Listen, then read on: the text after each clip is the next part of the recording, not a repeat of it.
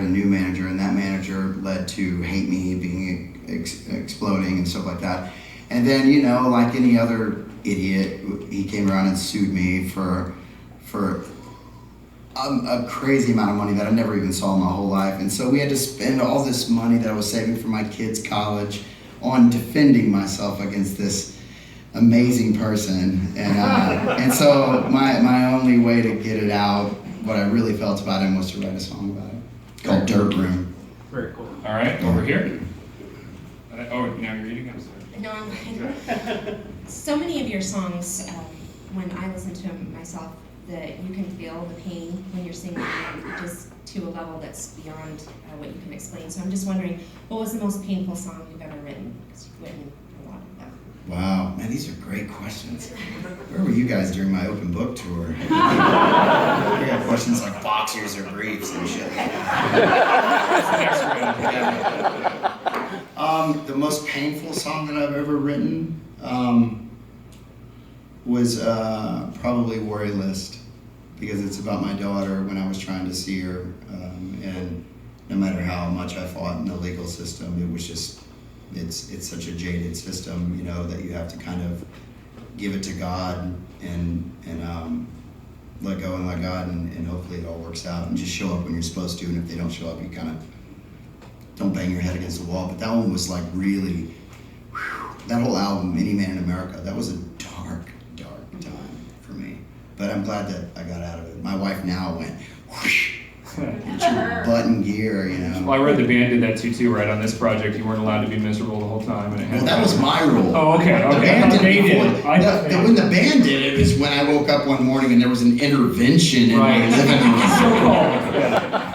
I do have a follow-up to that too, because what we saw a lot, we have the music advisory panel that jumps in and gives comments on songs. And when Fear came out, we saw this again and again. That is it hard to sing about something that's so deep and personal, and even when it's a redemption story, which a lot of this project is. Do you ever go, okay, that was cathartic to write it, but damn, I wish I hadn't put it out there and have to sing it every night? No, because what I was taught, it's obvious I went and got sober, Yeah. and that changed my life tremendously. I mean, I never knew there was a life outside of drinking and drugging, and when I did that, I found out that most of the reasons why I did it was caused by fear of the unknown, fear of what's gonna happen in life, and I was taught to live in the now, So now when I sing songs like The Flight, or when I sing songs like James, or when I sing Angry or Hate Me even, I can tap into that, but then when I'm done, I can turn it off and be Justin, the funny guy, the one who says two that I know of, Right. Because you're loving life. I love life, and it's too short to sit in that. This is how I put it. People only want to watch you circle a drain for so long before they finally go, dude, just get up and shut up. Stop whining about it.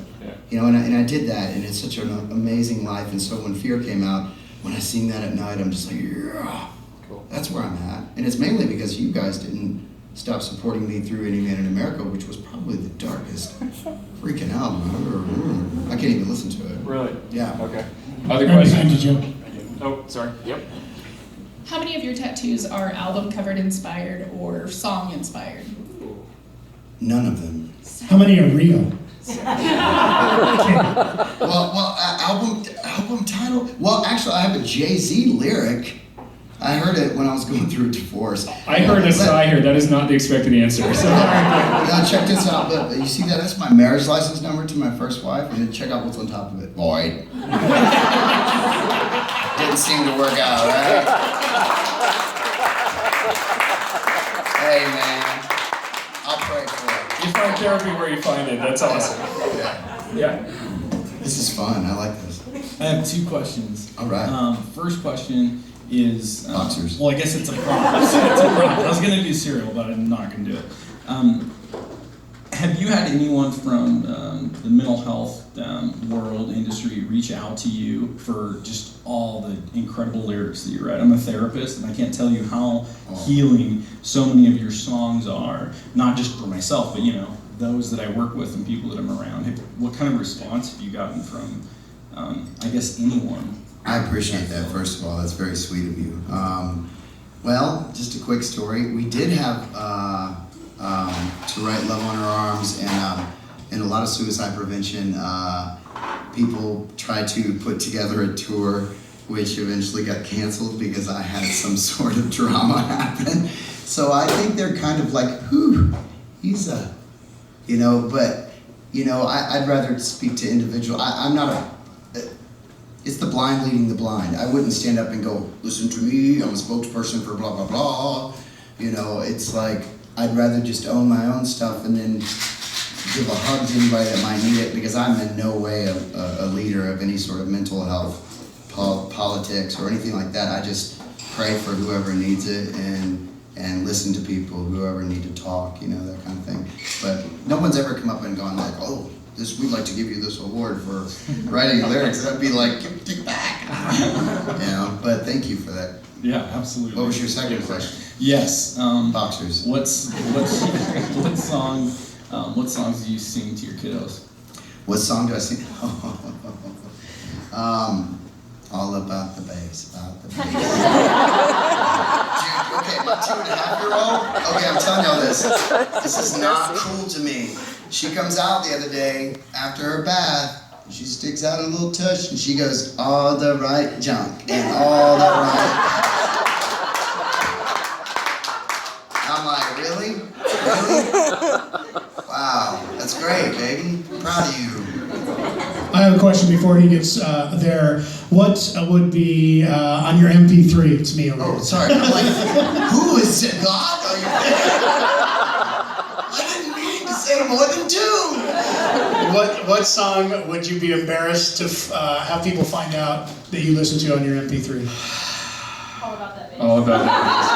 Now, that's my daughter. That's my daughter. I don't know if it's embarrassing, but I mean, like in the I gotta say it. I adore this Mark Ronson, Bruno Mars stuff. I think it's so dope, dude. I mean, it's just like, wow. I mean, I think that's great. I honestly thought that the Miley Cyrus album was pretty killer too. Wrecking Ball. Okay, now you should be embarrassed. And then I thought, I could go on forever. But I really enjoy Sia a lot. There you go. That's just so dope. Yeah, I like Alt J. I can go on forever. Very cool. Is there any depth, or what is the meaning behind the band's name? Oh, well, okay. When I was a kid, I was put in this little hospital for a little bit for behavioral reasons. And it was in the month of October, and it was real sad, so I called it Blue October. Just so I could, and it was kind of like a staple of what I can write about. If I was there at that hospital writing songs, like, wow, let's just make a band where you write about brutally honest things about people that sue you, about divorce, about mental health, about anything that might be on a teenager at age 16's mind that he wouldn't necessarily tell his parents, that his parents might want to know, but you could tell them through song, that kind of thing. Did I answer your question? Anyone want the final question? One last question. Okay, front row even. Hey. Does your family think twice about leaving you messages or talking to you since you have Put the them on tendency to albums? put them on albums? In the past, yeah, because I would have exploited anything you left on a message. That's a really good. These are great questions. Remember these, yeah, for when we're on tour. No, because now they know I'm all about positivity, But in the past, like, I was such a weirdo about, like, if you crossed me, I would go out of my way to find some sort of recording that you would put on the album to embarrass you. That's when you don't want a family member who's got that ability. That's what I'm talking about. That's the difference of sobriety. That when you're a person with an addictive nature, with that kind of, that's really, And then when you get sober, you're like, whoa. So it's a beautiful life that I'm living now, and there's a lot of amends that I have to make for things like that, but I'm just living one day at a time. Hey. Yeah. All right, final question that I had from someone that wrote in on Facebook. If there was a song, because you write so honestly, it's about pieces of your life, it's about moments in time, and I think everyone can relate in their own way. What's the song that represents best where you're at today? If you had to choose one of yours that speaks for your life today, what would that be?